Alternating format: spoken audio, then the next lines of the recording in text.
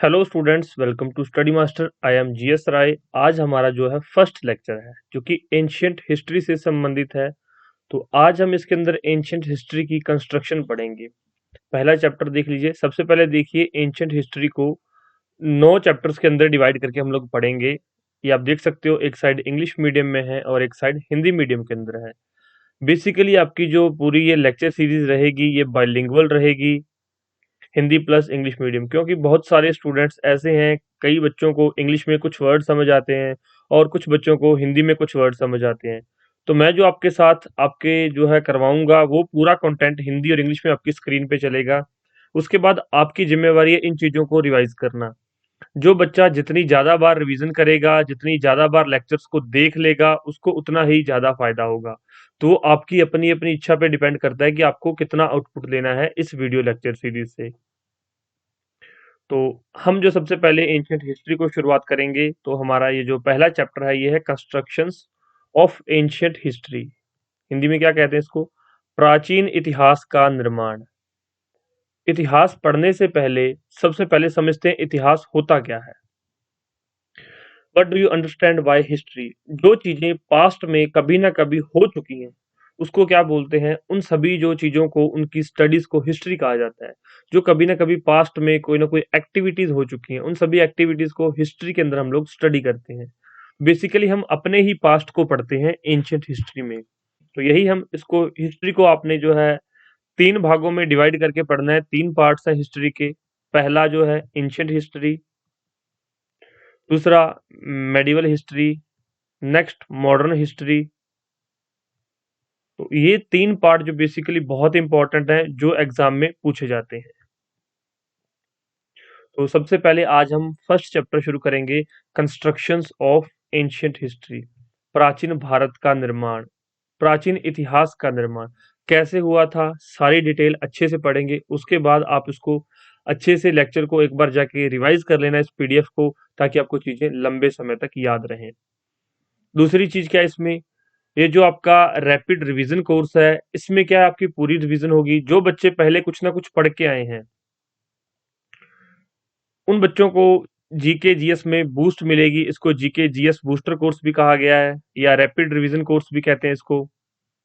तो जो बच्चे पहले कुछ पढ़ के आए हैं, उनको रिवीजन हो जाएगी, उनको चीजें याद रहेंगी। कुछ बच्चे ऐसे भी होंगे जो बिल्कुल जीरो हैं, उनको कुछ भी नहीं आता। वो इन लेक्चर्स को 2-2 बार देख लेना, आपको भी, आप भी इन दूसरे बच्चों के बराबर हो जाएंगे। मैं इसमें आपको दोनों तरह से पढ़ाऊंगा। जो चीजें एज इट इज इसमें से पढ़ के याद करनी है, वो भी आपको एज इट इज बताई जाएंगी। जो समझाने वाला होगा, वो पार्ट आपको समझाया भी जाएगा कि इसकी अंडरस्टैंडिंग जरूरी है, ये एज इट इज याद कर लो, या किस पार्ट में से कैसा क्वेश्चन एग्जामिनर पूछता है। वो सारी चीजें इस लेक्चर के अंदर हम लोग कवर करेंगे। तो पहला chapter, construction of ancient history, प्राचीन इतिहास का निर्माण किस प्रकार से हुआ। सबसे पहले जो पहली डेफिनेशन है वो है हिस्टोरिकल सोर्स, ऐतिहासिक स्रोत। हमें पता कैसे चला कि कुछ पास्ट में भी कुछ घटनाएं घटित हुई हैं, या पास्ट में कुछ ना कुछ एक्टिविटीज कभी हुई हैं, हमें कैसे पता चला? तो उसके कुछ ना कुछ सोर्सेज होंगे। कहीं ना कहीं सोर्सेज से हमें पता चला कि पास्ट में भी कोई ना कोई एक्टिविटीज रही होंगी। तो कौन कौन से हैं हिस्टोरिकल सोर्स, जिससे हमें पता चलता है कि एंशियंट हिस्ट्री में किस प्रकार की थी, या फिर शुरुआत कैसे की गई हिस्ट्री की। It is original source that contain important historical information. Construction of history is the based on these sources. तो ये कुछ इंपॉर्टेंट इंफॉर्मेशन है इसके अंदर, और इससे पता चलता है कि हिस्ट्री के अंदर कौन कौन सी घटनाएं पुराने जमाने में घटित हुई हैं, और इनके जो बिहाफ पर, इन्हीं स्रोतों के आधार पर हम लोग जो है हिस्ट्री का निर्माण करते हैं। तो समझ आ गया कि हमें हिस्ट्री के बारे में कैसे पता चला। कुछ सोर्सेज है हमारे पास। अब जो एग्जामिनर क्वेश्चन पूछता है, वो पूछता है इन सोर्सेज के बारे में, कि ये सोर्सेज कौन कौन से हैं, क्या है, या फिर किस हिसाब से एग्जामिनर क्वेश्चन पूछता है, वो आपको यहाँ पर इस लेक्चर के अंदर हम पूरा कवर करेंगे। सबसे पहले देखिए, यहाँ पर एक टेबल बना हुआ, इसके अंदर पहला पॉइंट है सोर्सेज, जिसको कि क्या कहते हैं? स्रोत। दूसरा है एविडेंस, साक्ष्य या फिर प्रमाण, ये दूसरा कंटेंट है हमारा। तीसरा है इंफॉर्मेशन, जानकारी। अब इन चीजों को समझिए। सोर्सेज कि हमें किस चीज से पता चलता है? एविडेंसेस, कौन कौन से एविडेंसेस इस सोर्स से हमें प्राप्त हुए हैं और उनसे हमें क्या क्या जानकारी मिली है, ये चीजें इसके अंदर बताई गई हैं इस चैप्टर के अंदर। और जैसे जैसे आप चीजें पढ़ते जाएंगे, समझते जाएंगे, साथ साथ में मैं आपको बताता रहूंगा कि किस टाइप का क्वेश्चन एग्जामिनर ने पिछली बार पूछा था या फिर जनरली इस चैप्टर में से किस तरह का क्वेश्चन एग्जामिनर पूछ लेता है। सबसे पहला जो सोर्स है वो है मटेरियल रिमेन्स, भौतिक अवशेष। कुछ ना कुछ चीजें उनकी एक्टिविटीज में से बच गई थी जो कि हमने कलेक्ट की हैं, खुदाई के दौरान हमें मिली हैं। उन चीजों से हमें पता चला कि उस टाइम के लोग किस प्रकार के थे या फिर जो जो जानकारियां हमें उस टाइम की मिली हैं वो हम इसके अंदर देखेंगे। सबसे पहले एक चीज याद रखिए, रेडियो कार्बन डेटिंग। ये एक टेक्निक है, रेडियो कार्बन डेटिंग हिंदी के अंदर भी सेम बोलते हैं। ये एक टेक्निक है जिससे हम पता लगाते हैं कि किसी भी ऑब्जेक्ट की कितनी एज है या फिर ये कोई भी ऑब्जेक्ट है कितना पुराना है। उसके अंदर जो कार्बन की मात्रा है उसको चेक किया जाता है कि ये कितने सौ साल पुराना कार्बन है। तो radio carbon dating is a method और technique for determining the age of an object. एक एग्जाम में डायरेक्ट पूछ लिया था, रेडियो कार्बन डेटिंग किस चीज की मात्रा चेक करने के लिए बताया जाता है? तो ये कार्बन की मात्रा चेक करता है और उससे क्या पता चलता है? किसी भी चीज की एज का पता लगाया जा सकता है।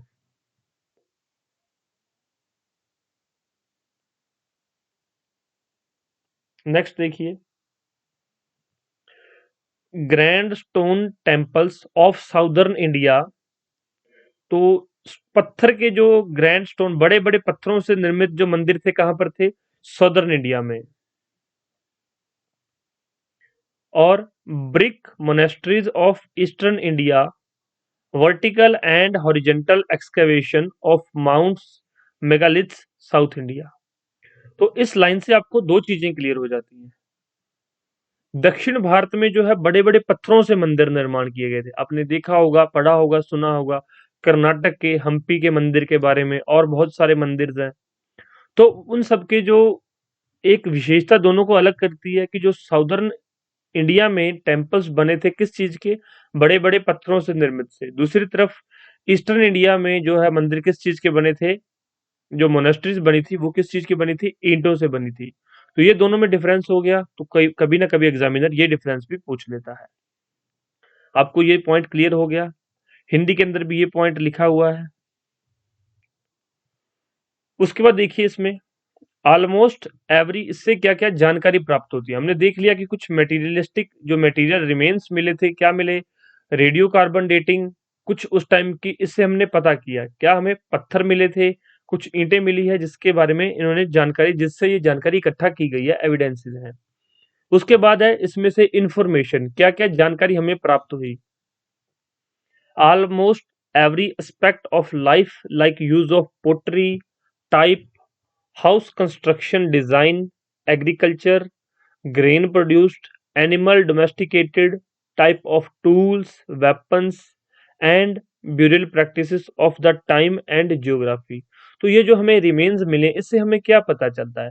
इससे हमें पता चलता है उन लोगों का लाइफस्टाइल कैसा था, वो किस तरह के बर्तनों का प्रयोग करते थे, उनके घर किस प्रकार के होते थे, किस प्रकार की उस समय पे एग्रीकल्चर या फिर जो खेती बाड़ी कृषि किस प्रकार की थी, उन्होंने कौन कौन से जानवरों को अपने पास डोमेस्टिकेटेड किया था, कौन कौन से जानवरों को पालतू बनाया, किस प्रकार के हथियार उन्होंने यूज किए, किस प्रकार के टूल्स उन्होंने यूज किए, या फिर इंसान को मरने के बाद उसका कैसे उसको दफन किया जाता है, वो सारी चीजें इन्हीं जो है मटेरियल रिमेन्स के बिहाफ पे हमने क्या किया, हमें जानकारी मिलती है। उसके बाद देखिए, वर्टिकल एक्सकवेशंस जिसको बोलते हैं ऊर्ध्वाधर खुदाई, इससे क्या होता है? Provide chronological sequence of material culture. जब वर्टिकल खुदाई की जाती है तो उस टाइम पे हमें पता चलता है कि पहले कौन सी चीज आई थी, बाद में कौन सी चीज आई है, या उसके बाद कौन सी टाइम आया है। वो टाइम पीरियड आगे देखते जाएंगे, आपको इन चीजों का जो समझ आता जाएगा। हॉरिजेंटल एक्सप्लिकेशन से क्या होता है पता चलता है? Gives complete idea of particular culture, कि ये जो एक कल्चर है या फिर कोई भी एक संस्कृति है वो कहाँ तक फैली हुई थी, ये हमें हॉरिजेंटल एक्सकवेशन से पता चलता है।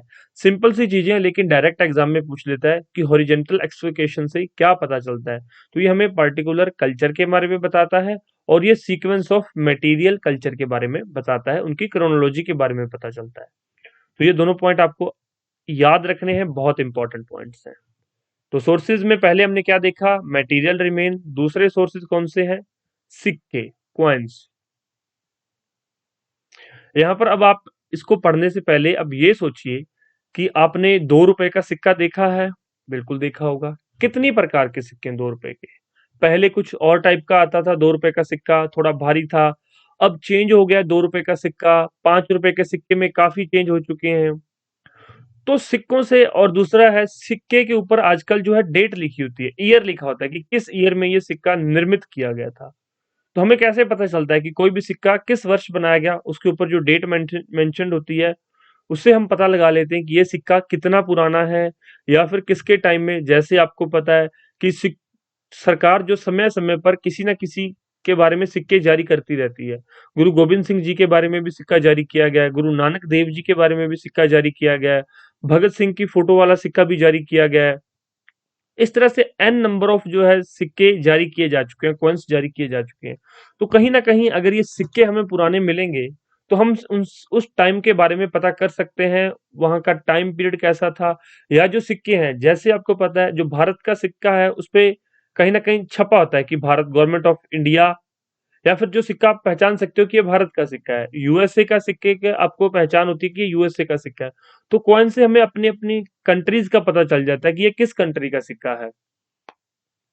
और हमें उनका जो जिस एरियाज में, अब भारत के सिक्के भारत में मिलेंगे, बहुत रेयर चांस है क्योंकि भारत का सिक्का यूएसए या न्यूजीलैंड में मिलेगा, यूएसए के सिक्के यूएसए में ही मिलेंगे। तो हम इससे क्या है, जो कॉइन्स हमें रिमेन्स प्राप्त हुए तो उससे हमने क्या डिफाइन कर लिया, उनकी जियोग्राफिकल बाउंड्री, कि इस सिक्के में अगर इस राजा के, इस एरियाज में अगर राजा के सिक्के मिले हैं तो ये इसी राजा का एरिया होगा, पुराने टाइम में राजा इतने एरिया पे कंट्रोल करता था। तो ये सारी चीजें हम सिक्कों से पता चलता है हमें। अब देख लीजिए नोट्स में क्या लिखा हुआ है, क्योंकि समझाने के लिए अलग चीजें होती हैं लेकिन जो एग्जाम में वो आपसे फैक्ट पूछता है, तो फैक्ट के लिए बिल्कुल एक्यूरेट जानकारी होना चाहिए, और वो यहाँ पर नोट्स में लिखी हुई है। The study of coins is called न्यूमेस्मेटिक्स। तो सिक्कों के अध्ययन को मुद्रा शास्त्र या न्यूमिस्मेटिक्स कहा जाता है। तो पहला क्वेश्चन तो यहीं से एग्जामिनर पूछ लेता है कि सिक्कों के अध्ययन को क्या कहा जाता है। समझ आ गया आपको, न्यूमिस्मेटिक्स।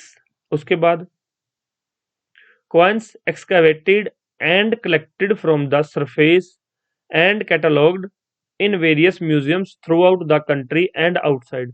तो अलग अलग जगह से क्या है, सिक्के इकट्ठा किए गए, खुदाई करके सिक्के जब निकलते हैं तो उन सिक्कों को संभाल के रखा जाता है किसी न किसी म्यूजियम में। सरकार अपने पास उन सिक्कों को रख लेती है, तो उन सिक्कों की बाद में स्टडी की जाती है। तो उस स्टडी को क्या कहा जाता है, न्यूमिस्मेटिक्स बोला जाता है। तो उस स्टडी से जो है वैज्ञानिक पता लगाते हैं कि ये कितने पुराने सिक्के हैं, किस राजा के टाइम के ये सिक्के हैं। क्या क्या इंफॉर्मेशन मिलती है वो देख लीजिए। Not many symbols used in earliest coin. पहले सिक्कों पे कोई बहुत ज्यादा सिंबल्स यूज नहीं किए जाते थे। नेम्स ऑफ द किंग्स और इशूअर, गॉड्स और dates are mentioned in the coin from later period, help in constructions of religious, cultural and economic history with chronology. अब जैसे कि आप एक एग्जांपल से समझिए, भारत का सिक्का, 2 रुपए का सिक्का 1998 में भी आता था, 2010 में भी आता था, 2022 में भी आता था, 2023 के अंदर भी आ रहा है, 2024 में भी आएगा। तो कहीं ना कहीं थोड़ा बहुत डिजाइन चेंज होता रहता है। तो हमें क्या पता लगता रहता है, ये सिक्कों पे लिखा हुआ है तो क्रोनोलॉजी पता चलती रहती है कि पहले इस प्रकार के सिक्के थे, फिर इस प्रकार के सिक्के आए, फिर इस प्रकार के सिक्के आए। तो सिक्कों से हमें क्रोनोलॉजी पता चल जाती है। उस टाइम पे क्या था, राजा चेंज हो रहे थे और जो है बहुत सारे कल्चर्स चेंज हो रहे थे। कहीं ना कहीं राजा के जो वंश वो चेंज हो रहा था, और इसके अलावा जो है युग चेंज हो रहे थे कि कभी गुप्ता एज आ गई, कभी अशोका पीरियड आ गया। तो सिक्कों से पता चलता है कि पहले कौन आया, बाद में कौन आया। ये सारी चीजें क्रोनोलॉजी सिक्के बताते हैं। सिक्कों पे कहीं ना कहीं कुछ भगवान की जो है फोटोज आ जाती हैं, आपको हड़प्पा कल्चर में देखने को मिलेंगी। उस टाइम का रिलीजियस का पता चलता है कि किस तरह के लोग थे, किस तरह की इकोनॉमिक एक्टिविटीज होती थी, या उनका कल्चर कैसा था। तो ये सारी चीजें कहीं ना कहीं सिक्कों से हमें पता चलती हैं। एक यहाँ पर छोटा सा मैं बस स्टूडेंट्स का डाउट और क्लियर करता चलूं। कुछ स्टूडेंट्स को डाउट होगा कि ये सिर्फ प्रीलिम्स के लेक्चर हैं। कुछ स्टूडेंट्स को लगेगा कि पता नहीं मेंस में काम आएंगे या नहीं आएंगे। तो जो चीजें लिखी हुई हैं यहाँ पर, ये आपको प्री में एज इट इज फैक्ट जो है समझ आएगा। प्रीलिम्स के फैक्ट इसमें से आपको काम आएंगे, और जो मैं समझा रहा हूं, जिस कॉन्टेक्स्ट में मैं आपको बता रहा हूं, ये आपको मेंस में आंसर लिखने में हेल्प करेगा। ऐसा नहीं है कि ये रैपिड रिवीजन कोर्स सिर्फ प्रीलिम्स में काम आएगा, ये प्री प्लस मेंस दोनों में काम आएगा आपका। तो इस बात का ध्यान आप पहले रख लीजिए ताकि आपको आसानी रहे। तो यहाँ पर आपने सारी चीजें देख ली। नेक्स्ट लाइन में जो लिखा हुआ है वो देख लीजिए। Local and cross border transactions that use their coins tell us about various ruling dynasties and extent of their rule. Metal and number of the coins indicates the level of trade, commerce and wealth in a kingdom। अब एक राजा के सोने के सिक्के हैं, दूसरे राजा ने मिट्टी के सिक्के चला रखे हैं, मिट्टी के सिक्कों को पका के ट्रेड कर रहे हैं। तो हमें पता चलेगा ना कि ये राजा है या ये किंगडम है, ये वेल्दी किंगडम, इनके पास ज्यादा पैसा है, इनके पास पैसा कम है। जैसे मैंने आपको ये बताया कि भारत का सिक्का अगर यूएसए में मिलेगा तो हमें पता लग जाएगा कि कोई भारत का आदमी यूएसए में व्यक्ति गया हुआ है, या उसने ट्रैवल किया तभी ये सिक्का यहाँ पे पहुंचा, या फिर कोई यूएसए का भारत में आया है तभी वो सिक्का यूएसए में पहुंचा है। तो ये सारी चीजें हमें सिक्कों से पता चलती हैं। Only few coins belonging to the post Gupta times indicate the decline of trade and commerce in the period. तो उस टाइम पे कुछ ही सिक्कों में जो है व्यापार में गिरावट के बारे में बताया गया है। तो ये जब हम गुप्ता पीरियड पढ़ेंगे या पोस्ट गुप्ता पढ़ेंगे तो उसमें सारी चीजें डिटेल में देखेंगे। अभी आपको जस्ट ये बताया जा रहा है कि हिस्ट्री के बारे में हमें इंफॉर्मेशन कहाँ से मिलती है, हमें पता कैसे चला कि हमारी हिस्ट्री में कौन कौन सी घटनाएं हुई, कौन कौन सा राजा आया, प्रजा का हाल क्या था, इकोनॉमिक एक्टिविटीज किस प्रकार की थी, वो जहाज चलाते थे, वो नाव चलाते थे, क्या चलाते थे, सारी चीजें, वो बैल की सवारी करते थे, बैलगाड़ी चलाते थे, कैसे जो है जीवन यापन उस समय किया जाता था, कृषि किस प्रकार की थी, एग्रीकल्चर एक्टिविटीज किस किस प्रकार की थी और कैसे परफॉर्म की जाती थी। ये सारी चीजें हमें इन जो सोर्सेज से पता चलती हैं। तीसरा क्या है, इंस्क्रिप्शंस, क्या बोलते हैं इसको, अभिलेख। कुछ लिखी हुई चीजें या फिर कुछ खुदाई की हुई चीजें, जैसे कि पत्थर के ऊपर, किसी पिलर के ऊपर, किसी सील के ऊपर, इन चीजों पे कुछ ना कुछ लिखा हो, कुछ मंदिर की दीवारों पे कुछ लिखा हुआ हो, कुछ इमेजेस बनी हो, तो उसको बोलते हैं इंस्क्रिप्शन। तो देखिए यहाँ पर epigraphy is the study of inscription. तो पहला आपको ये पॉइंट याद रखना है, पुरालेख शास्त्र क्या कहलाता है, अभिलेखों का अध्ययन, पुरालेख शास्त्र या फिर एपिग्राफी। एग्जामिनर कई बार ये पुरालेख शास्त्र ना देके सीधा एपिग्राफी लिख देता है हिंदी के अंदर, तो वहां पर स्टूडेंट कंफ्यूज हो जाता है, तो इसलिए आपको ये वर्ड एपिग्राफी जरूर याद रखना है। Palaeography study of old writing on inscription and other records. तो उसको क्या बोलते हैं, पैलियोग्राफी, और इसको बोलते हैं एपिग्राफी। तो ये दोनों आप डेफिनेशंस याद रख लीजिएगा, एग्जामिनर कई बार सीधा ही ये क्वेश्चन पूछ लेता है। फिर बच्चों को लगता है कि ये तो हिस्ट्री से नहीं था, ये तो हमें पता नहीं है, सर ने पढ़ाया नहीं है, या फिर हमारे नोट्स में नहीं है। तो ये चीजें बाद में, छोटी छोटी चीजें पहले आप मिस करके जाते हैं, बाद में फिर कहीं ना कहीं आप एक्सक्यूज ढूंढते हैं। तो अगर आप मेरे लेक्चर्स देखेंगे तो एक्सक्यूज नहीं ढूंढने पड़ेंगे, सक्सेस गारंटीड होगी। बस बात ये है कि आप पूरी चीजें जैसे बताता जाऊं वैसे पढ़ते जाएं और याद करते रहें। Inscription carved on seals, stone pillars, rocks, copper plate, temple, walls and brick और इमेजेस। तो उन सब पे ये सारी चीजें जो है अभिलेख लिखित हों, खुनी हुई हो उसके अंदर, तो उसको क्या बोलते हैं, इंस्क्रिप्शंस बोलते हैं, जब इन चीजों को पढ़ा जाता है। Earliest in Prakrit 300 BC, later in Sanskrit and further late in the regional languages. पहले जो है इंस्क्रिप्शन, उसमें जो लैंग्वेज यूज की गई थी अर्लीस्ट टाइम पे, प्राकृत। ये भी क्वेश्चन पूछा गया है कि पहले जो है सर्वप्रथम कौन सी लैंग्वेजेस में अभिलेख प्राप्त हुए हैं, तो कौन सी लैंग्वेज है, प्राकृत। उसके बाद संस्कृत, फिर फर्दर रीजनल लैंग्वेजेस में अभिलेख मिलते गए हैं। ये हम आगे आगे पढ़ते जाएंगे कि किस राजा के टाइम में कौन सी लैंग्वेज का यूज हुआ, किस लैंग्वेज का प्रयोग हुआ, वो हम सारी आगे देखेंगे। उसके बाद देखिए, pictographic Harappa inscription are yet to be deciphered. तो जो हड़प्पा टाइम के अंदर जो उनकी लिपि थी, जो उन्होंने यूज की गई थी, वो कौन सी थी? वो पिक्टोग्राफिक लिपि थी, पिक्टोग्राफिक राइटिंग्स थी। तो अभी तक उनके बारे में पढ़ा नहीं जा सका है, उनको डेसिफर नहीं किया जा सका है। तो कुछ उसमें मछली के साइंस हैं, बॉक्स के साइंस हैं, तो वो सारे मैं बताऊंगा कि कितने नंबर ऑफ साइंस किस चीज के हैं, वो भी याद करने हैं आपको कि मछली के कितने साइन है उसमें, बॉक्स कितने बने हुए हैं, किस प्रकार के हैं, वो सारी चीजें अच्छे से हम हड़प्पन कल्चर जब पढ़ेंगे चैप्टर, ये दूसरा चैप्टर हमारा, तो उसके अंदर करेंगे। उसके बाद देखिए, साउथ इंडिया के अंदर आपको पता है पत्थर से मंदिर बड़े हैं, विशाल विशाल मंदिर बने हुए हैं पत्थरों से, बड़े बड़े पत्थरों को काट के मंदिर बनाए गए हैं। तो उनकी दीवारों पर भी अभिलेख लिखे गए हैं, उन अभिलेखों से उस समय के टाइम का और उस टाइम के कल्चर का पता चलता है। Inscription conveyed various information like royal order, decisions regarding social decisions regarding social, religious and administrative matters, Ashokan inscriptions to official and people in general. तो उस टाइम पे कुछ ऑफिशियल ऑर्डर्स जारी किए गए होंगे, रॉयल ऑर्डर्स जिसको बोलते थे, कुछ डिसीजंस जारी किए गए हैं। तो इन सब के रिगार्डिंग क्या होता था उस टाइम पे, कोई कंप्यूटर या इंटरनेट तो नहीं था कि एक नोटिफिकेशन जारी कर दिया सबके फोन में डाउनलोड हो जाएगा। तो उस टाइम पे अगर कोई ऐसी पब्लिक नोटिस जारी करना होता था तो क्या करवा दिया जाता था, बड़े बड़े पिलर्स लगवा दिए जाते थे, या फिर बड़े-बड़े इस तरह से पिलर्स के ऊपर बोर्ड लगवा दिए जाते थे। उस पे पूरी पब्लिक नोटिस चिपका लिख दिया जाता था उसके ऊपर, ताकि लोग उसको पढ़ सकें और अवेयर हो सकें। ये सबसे ज़्यादा अशोक के टाइम पे हुआ था। और अशोक के टाइम पे इंस्क्रिप्शंस कौन-कौन से हुए थे, अभिलेख कौन-कौन से हैं, किस-किस लैंग्वेज में लिखे गए थे? तो ब्राह्मी लैंग्वेज यूज़ की गई, खरोष्ठी ग्रीक लैंग्वेज यूज़ की गई और अरामिक लैंग्वेज यूज़ की गई। आगे हम लोग जब अशोक वाला चैप्टर पढ़ेंगे तो सारी चीज़ें अच्छे से देखेंगे कि कौन-सा इंस्क्रिप्शन किस लैंग्वेज में है, टोटल कितने इंस्क्रिप्शंस हैं, वो सारी चीज़ें अच्छे से करेंगे cover. Donation, land grants and the achievement of kings and conquers, Samudragupta and Pulakeshin second. जैसे आपको पता है, आपने थोड़ा बहुत अगर पढ़ा हो तो समुद्रगुप्त और पुलाकेशिन द्वितीय की का ये बीच में युद्ध हुआ था। तो कौन जीता उसके बारे में हमें कहाँ से पता चलता है? इंस्क्रिप्शन से। किसने किसको कितनी लैंड दान की है, कौन कौन सी ग्रांट कहाँ से मिली है, किंग्स के बारे में जानकारियां, ये सारी हमें इंस्क्रिप्शन से पता चलती हैं।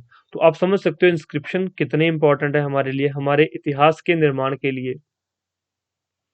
मेंस में कई बार क्या क्वेश्चन पूछ लेते हैं, इतिहास का निर्माण, जो इतिहास का निर्माण आप लोग पढ़ते हैं उनके सोर्सेज क्या क्या है, उनके स्रोत कौन से हैं, उस पे जो है आप अपनी टिप्पणी कीजिए। तो फिर आपको बतानी पड़ती है सारी चीजें कि सोर्स कौन कौन से थे, किस सोर्स से हमें क्या पता चलता है। तो ये पूरा का पूरा क्वेश्चन आप लोग इस तरह से जो है लिखेंगे उसके अंदर। प्री में आप पढ़ रहे हैं कि किस तरह से आपको अच्छे से सारी चीजें फैक्ट याद होनी चाहिए। नेक्स्ट जो सोर्स है वो कौन से हैं? लिटरेरी सोर्स, जो कि बोलते हैं साहित्य स्रोत, जो कि लिखित में अवेलेबल हैं। तो कौन कौन से हैं literary source? The four Vedas, चार वेद हैं, Ramayana, Mahabharata, Smritis and Dharmasutra, epics, Jain and Buddhist text, poetry, Sangam literature और उनके कुछ नाटक जो लिखित रूप में अवेलेबल हैं, वो लिटरेरी सोर्स है। उस लिटरेरी सोर्स से मतलब साहित्यिक स्रोत जो लिखित रूप में हमारे पास अवेलेबल है, जिसको पढ़ के आगे चीजें जो है जानकारियां इकट्ठी की गई हैं। तो देख लेते हैं कौन कौन से लिखित स्रोत हमें मिले हैं। सबसे पहले क्या जानकारी मिलती है? Tell us about the social, cultural and political condition of ancient times. अब कोई भी चीज लिखी हुई है तो उस टाइम पे, जैसे कि कोई नाटक है, तो नाटक में नाटक क्या होगा, नाटक कौन देखने जाता है? आज आप आज के टाइम में मूवी देखने जाते हो तो कौन सी मूवीज चल रही हैं? रॉ एजेंट के ऊपर मूवीज बन रही हैं, लोग बहुत उनको पसंद कर रहे हैं। या फिर कुछ कॉमेडी मूवीज बन रही हैं जो कि लव स्टोरी के ऊपर, love story based comedy movies बन रही हैं, कुछ लव स्टोरी बेस्ड मूवीज बन रही हैं। क्योंकि आजकल का जो आपने देखा होगा, अब टाइम ऐसा है, जमाना इस प्रकार का है, लव स्टोरीज मूवीज लोग पसंद करते हैं। जो रॉ एजेंट किस तरह से काम करते हैं, इस प्रकार की मूवीज लोग पसंद करते हैं, देखते हैं। तो उस टाइम के, अब ये देखो, इससे हमें पता चलता है कि हमारे लोग क्या पसंद करते हैं, लोगों का जीवन कैसा है।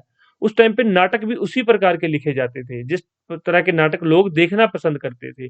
तो उनका कल्चर, सोशल, पॉलिटिकल, नाटक से कहीं ना कहीं हमें पता चल जाता है। आज के टाइम में आप हमारी मूवीज में देखते होंगे पॉलिटिकल सिस्टम किस प्रकार का दिखाया गया है। मूवीज डायरेक्ट नहीं बन जाती, पहले उनकी स्क्रिप्ट लिखी जाती है। तो वो कहीं ना कहीं लिटरेरी सोर्स के अंदर आ जाता है। कोई भी प्ले है, वो प्ले कब किया जाता है, वो नाटक कब बनता है, जब उसके बारे में पूरा लिखा जाता है। तो आप इन चीजों को थोड़ा सा कोरिलेट करके चलिए, आपस में जोड़ते चलिए, आज के टाइम के और पुराने टाइम को भी, और चीजों को भी कैसे हम लोग उनसे सीखते हैं। सारी चीजें समझ आई कि सोशल, कल्चर, सामाजिक, सांस्कृतिक और राजनीतिक स्थितियों के बारे में हमें जानकारी मिलती है इससे। In India oldest manuscriptions were written on birch bark and palm leaves. तो जो पुराने टाइम में पांडुलिपियां थी वो बर्च की छाल और ताड़ के पत्तों के ऊपर लिखी गई थी, तो वो हमने जो है संभाल के रखी, हमें मिली है। कौटिल्याज अर्थशास्त्र, अर्थशास्त्र एक पुस्तक का नाम है जो किसके द्वारा लिखी गई है, कौटिल्या के द्वारा। Gives exhaustive coverage of affairs that concern a king and his economic polity, administration and society at large level. तो कौटिल्य जो अर्थशास्त्र की एक पुस्तक है, उस पुस्तक के अंदर अशोक के बारे में और उस टाइम के जो है उस समाज का जो सारी चीजें हैं कौटिल्य ने लिखी थी, उस टाइम के राजा और उसकी प्रजा के बारे में सारी चीजें लिखी थी, लिखी गई है, हमें आज तक हम उस चीज को पढ़ रहे हैं। उसके बाद देखिए, Purana provide dynastic history up to Gupta rule. तो जो पुराण हैं उनसे हमें गुप्ता रूल तक के टाइम का पता चलता है। और उसके बाद the sources also indicate about the uses of language, script and style of writings. तो हमें क्या पता चलता है लिटरेरी सोर्स से कि किस प्रकार की राइटिंग यूज की गई थी, क्या स्टाइल यूज किया गया था, कौन सी लैंग्वेज का यूज किया गया था, और किस स्क्रिप्ट के अंदर, किस लिपि के अंदर लिखी गई थी। तो ये सारी चीजें हमें लिटरेरी सोर्स से पता चलती हैं। उसके बाद नेक्स्ट है हमारा फॉरेन अकाउंट, विदेशी विवरण। अब मैंने आपको बताया, यहाँ पे एक एग्जांपल दिया था कि इंडिया का सिक्का अगर यूएसए में मिलेगा तो कोई ना कोई यूएसए घूमने गया होगा, या फिर कोई यूएसए का व्यक्ति इंडिया घूमने आएगा, उसने यहाँ से ये सिक्का लिया और वहां पे लेके चला गया। तो जब ये सिक्का लेके जा रहे हैं तो यहाँ पे अगर कोई मान लो यूएसए से भारत आया है, तो वो देखेगा ना कि भारत में किस तरह के लोग रहते हैं। और अगर इसने अपनी कोई पुस्तक लिख ली जो हमें 100 साल बाद मिले, तो वो पुस्तक हम लोग पढ़ेंगे कि ठीक है, हम इस टाइम पे कुछ हुआ था या इस प्रकार के लोग रहते थे। तो कुछ ना कुछ फॉरेनर्स आते जाते रहते थे, उन्होंने कुछ ना कुछ अपने चीजें लिखी, अपने विवरण लिखे, तो वो विवरण हमें मिले, उनसे हमने पढ़ा कि किस प्रकार के जो है इतिहास में किस प्रकार की एक्टिविटीज हुई थी उस समय पे। तो विदेशी विवरण के अंदर कौन कौन से हैं, ग्रीक, रोमन्स, चाइनीज ट्रैवलर्स आए थे, either as official historians, diplomats, pilgrims और इवन नेविगेटर, एक्सप्लोरर। तो ये सभी तरह के जो यात्री थे, तीर्थ यात्री, नाविक, खोजकर्ता, इतिहासकार या फिर राजनीतिक लोग यहाँ पर आए थे, तो उनके कुछ अकाउंट्स हैं, उनके कुछ विवरण हैं, उनसे हमें कौन कौन सी जानकारी मिलती है, वो यहाँ पर हमने हिस्ट्री के उसको हमने यूज करके हिस्ट्री का निर्माण किया है। Alexander's invasion is solely reconstructed based on the Greek source। Sikandar ने आक्रमण किया भारत के ऊपर, इसका पूरी और पूरी जानकारी हमें ग्रीक स्रोतों से मिलती है, हमारे पास इस चीज का कोई पुख्ता सबूत नहीं है। सिर्फ और सिर्फ ग्रीक सबूतों के आधार पर, स्रोतों के आधार पर हम मानते हैं कि सिकंदर ने आक्रमण किया था। इंडिका ऑफ मेगास्थनीज, मेगास्थनीज की एक पुस्तक है जिसका नाम है indica, provide information about Mauryan period. तो इसके अंदर मौर्यन पीरियड के बारे में बताया गया है। Trade imbalance between India and Romania empire is accounted in Pliny's Natural Historia. तो एक ये पुस्तक है नेचुरल हिस्टोरिया, ये सीधा ही एग्जामिनर पूछ लेता है कि नेचुरल हिस्टोरिका पुस्तक किसके द्वारा लिखी गई है, तो ये प्लिनी के द्वारा लिखी गई है। एग्जामिनर ये सभी पुस्तकों या क्या करता है, एक साइड बुक्स दे देता है, दूसरी साइड उनके ऑथर्स दे देता है, बोलता है कि इनको मैच द फॉलोइंग, मैच करके बताओ। तो आप एक एक याद करते चलेंगे, जैसे कि प्लिनी की नेचुरल हिस्टोरिका है, इंडिका किसकी रचना है, मेगास्थनीज की पुस्तक है ये, और इससे पहले हमने क्या देखा था, अर्थशास्त्र जो है कौटिल्य की पुस्तक है। तो ये आप एक एक याद करते चलिए ताकि आपको एग्जाम में कोई भी परेशानी ना हो। आगे देखिए, these travelers were welcomed by kings of the time and wrote about almost everything that they witnessed, be it architecture, social divisions, religious and cultural practice। तो जहां पर भी ये लोग जाते थे, राजा इनका स्वागत करते थे और फिर ये राजा के बारे में हर एक चीज लिखते थे, अच्छी बुरी, समाज के बारे में, इकोनॉमी के बारे में, पॉलिटी के बारे में, ये सभी चीजों का उसके अंदर डिटेल देते थे। तो वो विवरण अगर हमें मिलते हैं तो उससे हम इतिहास का निर्माण करते हैं। समझ आया आपको? अच्छे से आप अगर प्री में क्वेश्चन आएगा तो भी आप इसको हैंडल कर लोगे, और अगर मेंस में क्वेश्चन आएगा कि प्राचीन इतिहास का निर्माण किन स्रोतों के आधार पर किया गया है, तो आप ये सारी चीजें लिख के आएंगे तो आपको पूरे मार्क्स मिलेंगे। बस आपका जो है राइटिंग स्किल अच्छी होनी चाहिए थोड़ी सी। उसके बाद जो है हमारा नेक्स्ट है कि हम हिस्ट्री को पढ़ते हैं। अब एंशियंट हिस्ट्री ऐसी तो नहीं है कि इतिहास ऐसे ही खत्म हो जाएगा। अगर आप अपनी बॉडी के बारे में भी कुछ पढ़ेंगे तो एक एक अंग के बारे में पढ़ेंगे, एक एक पार्ट के बारे में पढ़ेंगे। उसी तरह से हिस्ट्री को हम समझने के लिए, सीखने के लिए कुछ पार्ट्स के अंदर डिवाइड कर लेते हैं। तो सबसे पहला पार्ट है प्री हिस्टोरिक पीरियड। हिस्ट्री से शुरू होने से पहले का पीरियड, उसको क्या बोलते हैं? प्राग ऐतिहासिक काल। इस टाइम पे क्या सिर्फ और सिर्फ पत्थर यूज होते थे। प्राग ऐतिहासिक काल, जिसका हमारे पास कोई भी लिखित या पुख्ता सबूत नहीं है, ये इतिहास से भी पहले का इतिहास है। It is the period of human history between 2 lakh BC and 3500 to 2500 when the first civilization appeared। तो ये इतना पुराना इतिहास है ह्यूमंस का, 2 लाख BC से लेकर 3500 BC तक का इतिहास। It is consisting of 5 periods. तो इसके अंदर 5 पीरियड, 5 युग हैं। इसके अंदर कौन कौन से हैं? पैलियोलिथिक पीरियड, जिसको कि पूरा पाषाण युग कहा जाता है। मेसोलिथिक पीरियड, मध्य पाषाण युग कहा जाता है इसको। नियोलिथिक पीरियड, नव पाषाण युग कहा जाता है इसको। चाल्कोलिथिक पीरियड, ताम्र पाषाण युग कहा जाता है। और आयरन एज, जिसको कि लो युग बोला जाता है। तो ये जो हमारी हिस्ट्री है, इसको 5 हम एजेस में डिवाइड करके पढ़ते हैं। सबसे पहले देखते हैं स्टोन एज। स्टोन एज क्या होता है? पत्थर का युग। प्रस्तर युग या फिर पाषाण काल, पत्थर का युग ना लिख के क्या लिखता है जो है? पाषाण काल। Early Indian history began with stone age cultural, in which human species and stone lithos in Greek tools for their survival.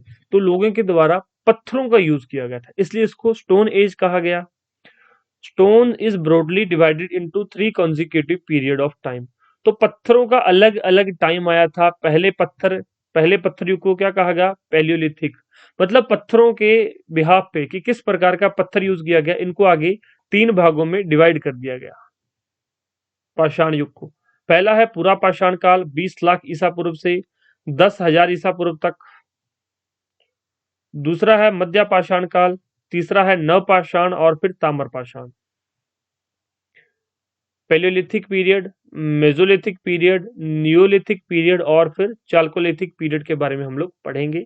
आगे इसके अंदर बताएंगे कि क्या चीज, कौन से विकास हुए थे, कौन से उपकरण, टूल्स यूज किए गए किस पीरियड में, और उसके एग्जांपल्स क्या क्या हैं, और कौन कौन से साइट्स हैं, वो सारी चीजें डिस्कस करेंगे। सबसे पहला पार्ट हम देखते हैं लोअर ले पैलियोलिथिक पीरियड। सबसे फर्स्ट क्या था? Palaeolithic period. ये आपने देखा, सबसे फर्स्ट है पैलियोलिथिक। इसको आगे फिर 3 इसकी पार्ट किए गए हैं ताकि हमें और समझने में आसानी हो सके। 3 पार्ट किए गए हैं। पहला लोअर पैलियोलिथिक। अब देखिए, आप इसको थोड़ा सा ना कंफ्यूज हो चुके होंगे यहाँ तक, तो फिर से एक बार देख लीजिए। एक है प्री हिस्टोरिक पीरियड, उसको हमने डिवाइड किया पैलियोलिथिक, मेसोलिथिक, नियोलिथिक, चारकोलिथिक और आयरन एज। अब ये जो पैलियोलिथिक एज है, इसको आगे 3 पार्ट्स में डिवाइड करेंगे। लोअर पैलियोलिथिक, मिडिल पैलियोलिथिक और अपर पैलियोलिथिक। फर्स्ट को आगे फिर 3 पार्ट्स में डिवाइड कर दिया। समझ आया? सिंपल सी चीज थी, कोई कंफ्यूजन वाली बात नहीं है। अब इसके इवोल्यूशन कैसे हुआ था, इसका विकास कैसे हुआ, ये यहां पर देख लीजिए। इन्होंने learn to control fire for roasting meat and warding off animals, hunting and food gathering, lives on tree and caves. तो इन्होंने क्या किया? इन्होंने आग पर काबू पाना सीख लिया। पत्थर युग में इन्होंने आग का निर्माण कर लिया, आविष्कार कर लिया। तो लोअर पैलियोलिथिक में इन्होंने क्या है? कंट्रोल करना सीख लिया फायर के ऊपर। पहले जो है आग लग गई तो इनसे कंट्रोल नहीं होती थी, और अगर आग कंट्रोल से बाहर हो जाए तो वो विनाश करती है। तो इन्होंने आग पर काबू पा लिया था। पहली चीज, ये मीट को पका के खाने लगे थे। जब आग इनको समझ आने लगी कि कंट्रोल कैसे करना है, तो इन्होंने मीट को पकाना शुरू किया। ये जानवरों को भगाने में कामयाब हो गए आग की हेल्प से। ये शिकार करते थे, फूड इकट्ठा भी करते थे, लेकिन लंबे समय के लिए फूड नहीं। जैसे कि सुबह शिकार, जैसे शिकार किया तो उसको घसीट के ले आते थे और अपने परिवार के साथ बैठ के खा लेते थे। इतना ही काम था इनका। बाद में जैसे जैसे आगे बढ़ते जाएंगे ये फूड स्टोर करना शुरू कर देंगे। अब तो फूड गैदर है सिर्फ। ये पेड़ों पे रहते थे और गुफाओं में रहते थे। ये लोअर पैलियोलिथिक एज की बात हो रही है। टूल्स किस प्रकार के थे उस टाइम पे? चॉपर, चॉपिंग टूल्स थे। Crude and rough tools prepared out of pebbles. तो पत्थरों से बने हुए कुछ जो उपकरण यूज किए गए थे, तो आप हिंदी में यहाँ पर पढ़ सकते हैं। एग्जामिनर डायरेक्ट पूछता है कि पेबल्स का प्रयोग किस युग में किया गया था। डायरेक्ट ऐसा आता है question. Pebbles are used in which age? तो लोअर पैलियोलिथिक एज, सीधा ही आपको याद रखना पड़ेगा। उसके बाद इसके एग्जांपल्स देखिए। हैंड एक्सिस, क्लीवर्स, हस्त कुठार और विदारनी, ये इसके एग्जांपल्स हैं। क्वेश्चन कहां से पूछा जाता है वो मैंने आपको बता दिया है। इसकी कुछ साइट्स हैं लोअर पैलियोलिथिक जो एज की। बोरी, डीडवाना, भीमबेटका मोस्ट इंपॉर्टेंट पूछा जाता है।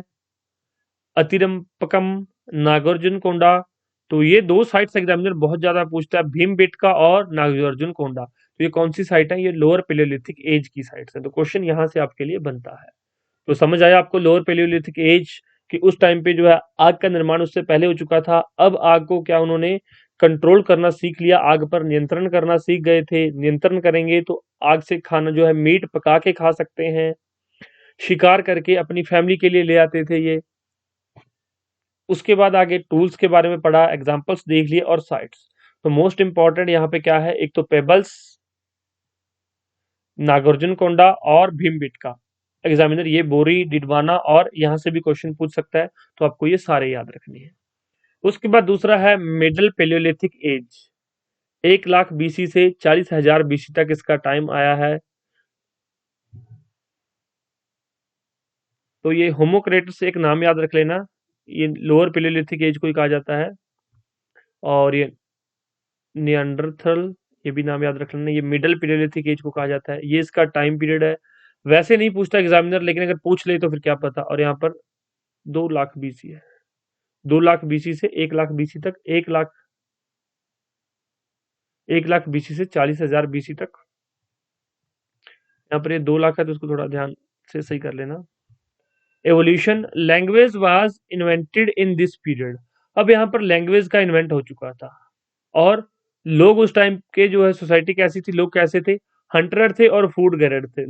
जो है खाना शिकार करते थे और खाना इकट्ठा करके खा लेते थे। Tools, refined and lighter tools, अब थोड़े हल्के टूल यूज करने लग गए जो कि हार्डर स्टोन से बने होते थे, लाइक फ्लिंट। पहले क्या होता था, शिकार करने गए, टूल मारा किसी को, मतलब कि जो इन्होंने औजार बनाए थे उससे किसी जानवर को मारने की कोशिश की तो वो टूट गया। अब वो टूट गया तो जानवर इनके ऊपर वापस से हमला करेगा, तो इनकी जान को खतरा रहता था। अब इन्होंने थोड़े हल्के जो हथियार यूज किए और हार्ड स्टोन के यूज किए। कहीं ना कहीं एवोल्यूशन हो रहा है, कहीं ना कहीं इनकी तरक्की हो रही है। एग्जाम्पल्स क्या हैं? Diversified tools based on flakes, blade, pointer, scraper and borers. तो ये यहाँ पर सारे नाम लिखे हुए हैं। इसके जो है यहाँ पर साइट्स देख लीजिए, कौन कौन सी साइट्स हैं। निवासा, भीमबेटका, डिडवाना, बेलन वैली इन उत्तर प्रदेश। तो इसमें से एग्जामिनर ये पूछता है कि बेलन वैली किस राज्य में है? तो बेलन वैली उत्तर प्रदेश में। ये सीधा ही क्वेश्चन पूछा गया है कि बेलन वैली एक मिडिल पैलियोलिथिक मध्य पूरा पाषाण युग का एक जो है साइट है, उसकी साइट है बेलन वैली, वो किस राज्य में? तो ये उत्तर प्रदेश के अंदर है। तो ये सारे बेसिक से क्वेश्चन बनते हैं, आप इनको ध्यान रखिए। नेक्स्ट जो है अपर पैलियोलिथिक एज। पहले लोअर देखा, फिर उसके बाद मिडिल, अब अपर पे पहुंच चलते हैं हम लोग। यहाँ पर देखिए, other hominin species were eliminated by this time. तो कुछ यहाँ पर कुछ स्पीसीज जो है विलुप्त होनी शुरू हो गई थी।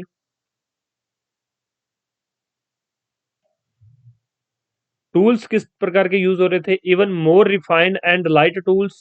These were backed blade with 2 cutting edges. दोनों साइड तेज धारदार हथियार अब यूज करने लग गए। एग्जाम्पल्स हैं blade, scraper, burins, bone tools like needles, harpoons. तो हड्डी जो होती है वो सुई की तरह भी तीखी होती है। शायद किसी ने देखा हो, शायद नहीं देखा हो। हड्डियां सुई की तरह भी तीखी होती हैं। तो ये जो कुछ टूल्स प्रयोग किए गए अपर पैलियोलिथिक एज में। उसके बाद इसकी साइट्स रेणुगुंटा, बाडिया, बेलन वैली और पटना, ये कुछ इसकी साइट्स हैं। अब आपको ये आपका काम है कि तीनों प्रकार की जो है एजिस को याद रखना है।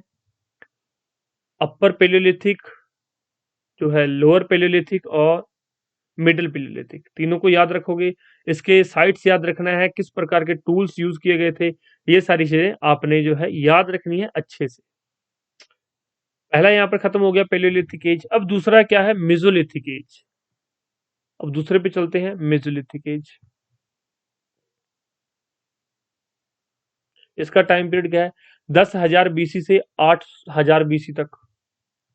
इसका विकास कैसे हुआ, first people to use bow and arrow, इन्होंने क्या है धनुष और बाण का प्रयोग किया।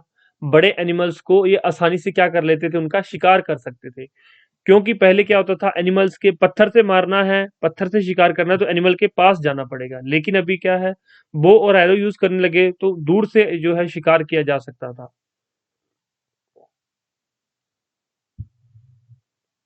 इससे क्या है, शिकार आसान हो गया। First burials are reported and use of stone और ऑर्नामेंट्स आल्सो अपीयर्ड। मतलब पहली बार जो है किस प्रकार से शव को दफनाया गया उसकी जानकारी हमें मिली है मेसोलिथिक एज से। ये क्वेश्चन डायरेक्ट पूछा गया है कि मेसोलिथिक एज सबसे पहले जो है शवाधान की या फिर विजुअल्स की जानकारी किस एज में मिली, तो मेसोलिथिक एज में मिली है। और इसमें जो है सबसे पहले स्टोन के, पत्थर के जो पत्थर के ऑर्नामेंट्स यूज किए गए थे, पत्थर से बने गहनों का प्रयोग किया गया। आगे देखिए, transitional period between palaeolithic and neolithic as.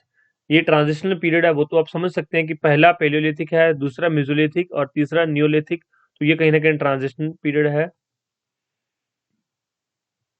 आगे देखिए, इसके अंदर domestication of animals sheep and goats, इनका जो है डोमेस्टिकेशन, इनको पालतू बनाया गया, भेड़ और बकरियों को पालतू बनाया गया मेसोलिथिक एज में। इससे पहले जानवर पालतू नहीं थे, ध्यान रखना। टूल्स कौन से थे, माइक्रोलिथ टूल्स थे। Tools made of micro size stones and were very refined, इसमें बहुत शार्प टूल्स थे, बहुत रिफाइंड थे टूल्स। तो ये इन दोनों के बीच के टूल्स यूज किए गए हैं। एग्जाम्पल्स टूल्स के कौन कौन से हैं, बो and arrow, microlith in various shapes like moon, triangular shape, square, rectangle, crescent and arrowhead. तो ये सभी प्रकार के जो है टूल्स यूज किए गए थे। तो इसमें से ये जो डोमेस्टिफिकेशन वाला क्वेश्चन आता है, डोमेस्टिकेशन, और दूसरा ये ब्यूरल्स वाला क्वेश्चन पूछा जाता है। बो एंड एरो का भी पूछ लेते हैं कि पहले, सबसे पहले किस एज में यूज किया गया, तो ये कुछ क्वेश्चंस पूछ लेता है। इसकी कुछ साइट्स हैं, देख लीजिए, भीमबेटका, महदहा, सराय नाहर राय, आदमगढ़, और earliest cave paintings at Bhimbetka, ये यूनेस्को वर्ल्ड हेरिटेज साइट है। तो ये किससे संबंधित है, मेसोलिथिक एज से। कौन सी, भीमबेटका। याद रहेगा, सिंपल सी चीजें हैं, ये भी सारे यहाँ पर एज इट इज लिखी हुई हैं, तो हिंदी मीडियम के स्टूडेंट्स भी पढ़ सकते हैं। नेक्स्ट है नियोलिथिक पीरियड, नवपाषाण युग।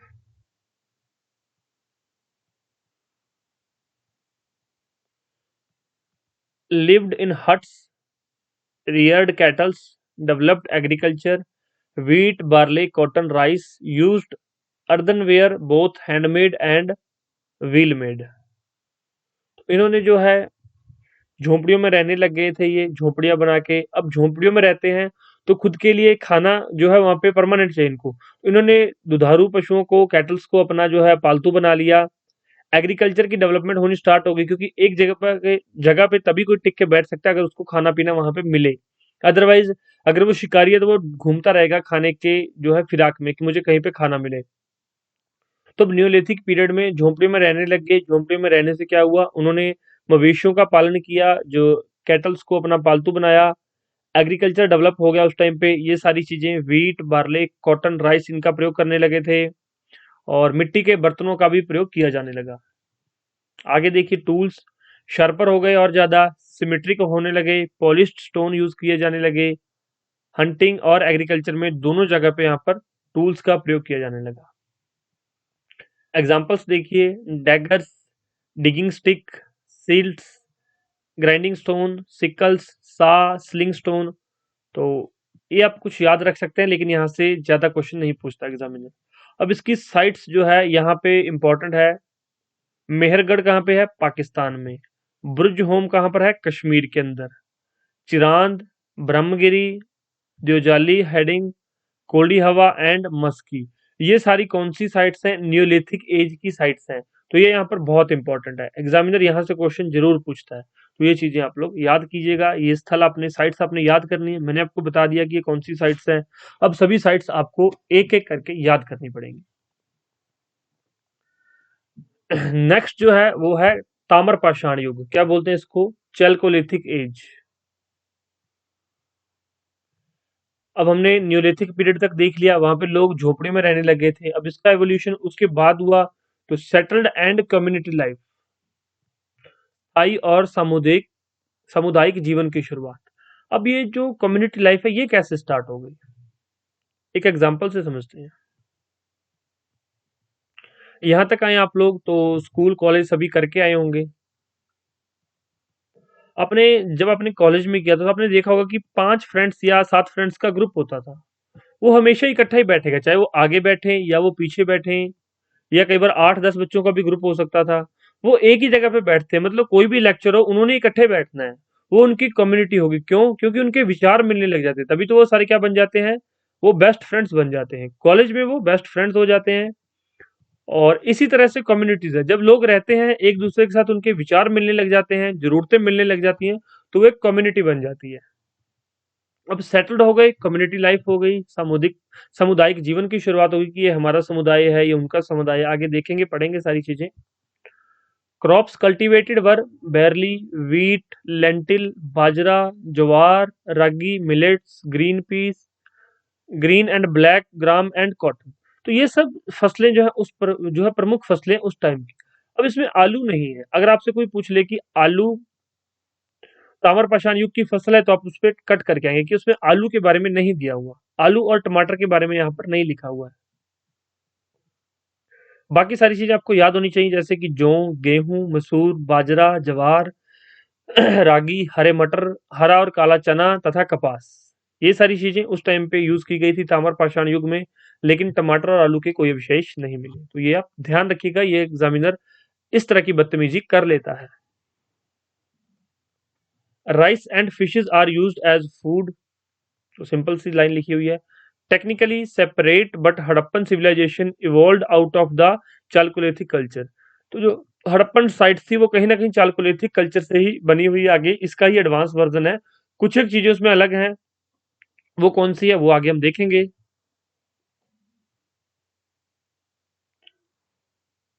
आगे देखिए यहाँ पर क्राफ्ट्स एंड पॉट्स, किस तरह के बर्तन यूज किए गए थे। कॉपर और stone tools were used simultaneously. Copper और स्टोन टूल्स यूज किए जा रहे थे। Craft tool started to develop. Copper smith weavers were present. उस टाइम पे जो है कॉपर स्मिथ थे, और जो है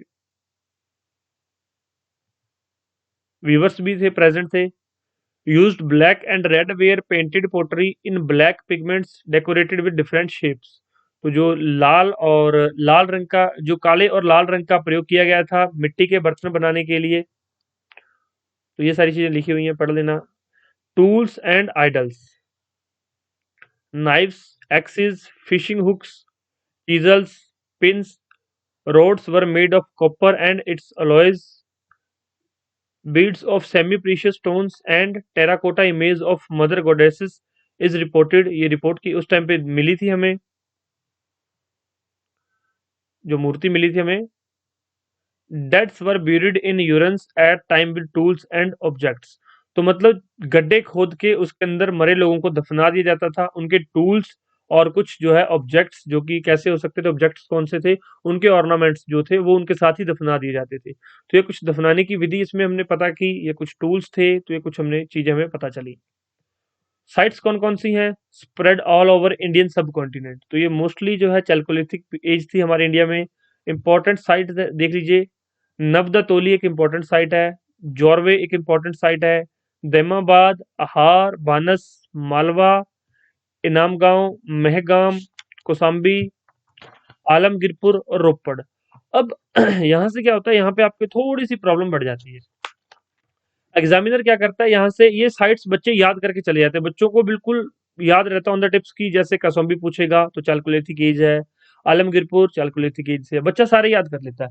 एग्जामिनर ये नहीं पूछता, उसको ये पता है कि ये बच्चा याद करके आया होगा। वो क्या पूछता है, वो पूछता है कि मेहगाम किस राज्य में है। सीधा पूछ लेता है कि मेहगाम किस राज्य, वो कहेगा आपको examiner chalcolithic age sites Mehgam is present in which state, तो किस राज्य में है अब प्रेजेंट, तो गुजरात के अंदर, ये जो लोकेशन है ना ये गुजरात में साइट। इसी तरह से जो रोपड़ है वो कहाँ पर है, वो पंजाब के अंदर है। नवदतोली ये कहाँ पे है, ये मध्य प्रदेश के अंदर है। तो आप लोग साथ साथ नोट कर लीजिए, अगर आपके पास नोट्स हैं तो उसको नोट डाउन कर लीजिए। जोरवे ये कहाँ पर है, महाराष्ट्र के अंदर है जोरवे। दैमाबाद भी महाराष्ट्र के अंदर प्रेजेंट है। हार और बानस ये कहाँ पे है, ये राजस्थान के कल्चर्स है। मालवा कहाँ पर है, मध्य प्रदेश के कुछ एरियाज को मालवा कहा जाता है। इनाम गांव भी महाराष्ट्र के अंदर प्रेजेंट है ये साइट। कौशाम्बी ये उत्तर प्रदेश में है, कौशाम्बी साइट। आलमगीरपुर उत्तर प्रदेश के अंदर है। रोपड़ पंजाब के अंदर है। तो ये सारी साइट्स के नाम आपको याद रखने हैं कि कौन सी किस राज्य में प्रेजेंट है। एग्जामिनर यहीं पे जो है क्वेश्चन पूछता है, यहीं से आपको जो है फंसा लेगा वो। तो आपको फंसना नहीं है, आप स्टडी मास्टर के लेक्चर देख के जाएंगे तो आपको 100% चीजें जो है अच्छे से करवाई जाएंगी। उसके बाद है limitations. Could not fully utilise the domesticated animals, पालतू जानवरों का पूरी तरह से ये प्रयोग नहीं कर पाए थे। Unaware of iron horse and script, इनको आयरन के बारे में नहीं पता था, घोड़ों के बारे में नहीं पता था, और इनको जो है लिखना भी नहीं आता था। Marks the beginning of use metal in place of stone yet burn brick was generally absent, तो उन्होंने मेटल का प्रयोग करना तो शुरू कर दिया था पत्थर के स्थान पे, लेकिन उनको जो है ब्रिक्स के बारे में अभी तक पता, पकी ईंटों के बारे में अभी तक नहीं पता था, जो कि आगे हड़प्पा कल्चर में जाके लोगों को पता चलेगा। High child mortality is indicated by large number of child burial. अब देखो आपको पता है इकोनॉमी करवाई जा चुकी है आपको, तो उसमें मैंने चाइल्ड मोर्टेलिटी बताया था क्या होता है। तो यहाँ पर अगर आप चीजें याद रखेंगे, रिवाइज करते रहेंगे टाइम टू टाइम, तभी आपको जो है पता चलता रहेगा। तो शिशु मृत्यु दर बोलते हैं हाई चाइल्ड मोर्टेलिटी। तो शिशु शवाधान की बड़ी संख्या उच्च बाल मृत्यु की दर को संकेत करती है कि उस टाइम पर बच्चों की मौत बहुत ज्यादा हो रही थी। उसके बाद जो है लो युग, आर्यों के आगमन के साथ ऋग्वैदिक काल शुरू हो गया, जिसको क्या बोला जाता है, लो युग, क्योंकि इस टाइम पे लोहे का प्रयोग होने लगे थे। तो आपको आयरन एज के बारे में हम लोग आगे पढ़ेंगे, जब हम क्या ऋग्वैदिक पीरियड के बारे में पढ़ेंगे, तो उसको क्या बोलते हैं, आयरन एज। ये था हमारा फर्स्ट लेक्चर कंप्लीट। हमने क्या पढ़ा है, सोर्सेज ऑफ एंशिएंट हिस्ट्री, कि कौन कौन से सोर्सेज से, जिस तरह से हमने इसकी कंस्ट्रक्शंस की। दूसरा चैप्टर कौन सा करवाया जाएगा, दूसरा चैप्टर आपको करवाया जाएगा Harappan civilization, Indus valley civilization. तो नेक्स्ट लेक्चर आप लोग देख सकते हैं। अगर आप लोग ये हमारा लेक्चर है एप्लीकेशन पे देख रहे हैं तो सेकंड लेक्चर आपको एप्लीकेशन पे ही मिल जाएगा, या फिर डिस्क्रिप्शन बॉक्स चेक कर लेना, सेकंड लेक्चर की डिटेल्स आपको मिल जाएगी। अगर आप ये यूट्यूब पे देख रहे हैं तो यूट्यूब को सब्सक्राइब कर लेना, साथ में बेल आइकन भी दबा लेना, ताकि आपको नेक्स्ट जो है लेक्चर का नोटिफिकेशन मिल जाए। या फिर हमारी application study master official download कर लेना प्ले स्टोर से, वहां पर आपको ये बाकी के जो नेक्स्ट लेक्चर वहीं पे आपको जो है मिलेंगे। उसके बाद paid study material, question bank, test series, special notes, किसी के बारे में डिटेल लेनी हो तो व्हाट्सएप पे आप लोग जो है कांटेक्ट कर सकते हैं। कोई डाउट हो तो कमेंट बॉक्स आपके लिए ओपन है। एप्लीकेशन पे देख रहे हैं तो डायरेक्ट हमें मैसेज कर सकते हैं। चलिए, जो मैंने पढ़ाया आज इतना पढ़ लेना। हिंदी मीडियम के स्टूडेंट्स हिंदी मीडियम के नोट्स पढ़ लेंगे, और जो इंग्लिश मीडियम के स्टूडेंट्स हैं वो इंग्लिश के नोट्स एक बार पढ़ लेंगे। 20 मिनट लगेंगे ये पीडीएफ पढ़ने में आपको। ये जो चैप्टर है 10 से 15 मिनट या मैक्सिमम 20 मिनट लगेंगे, लेकिन रिवाइज हो जाएंगी चीजें, फिर आप चीजों को भूलोगे नहीं, लंबे समय तक याद रखोगे और एग्जाम में जाके परफॉर्म भी कर पाओगे। ओके, चलिए, thank you so much, take care, bye bye, मिलते हैं नेक्स्ट लेक्चर में। धन्यवाद।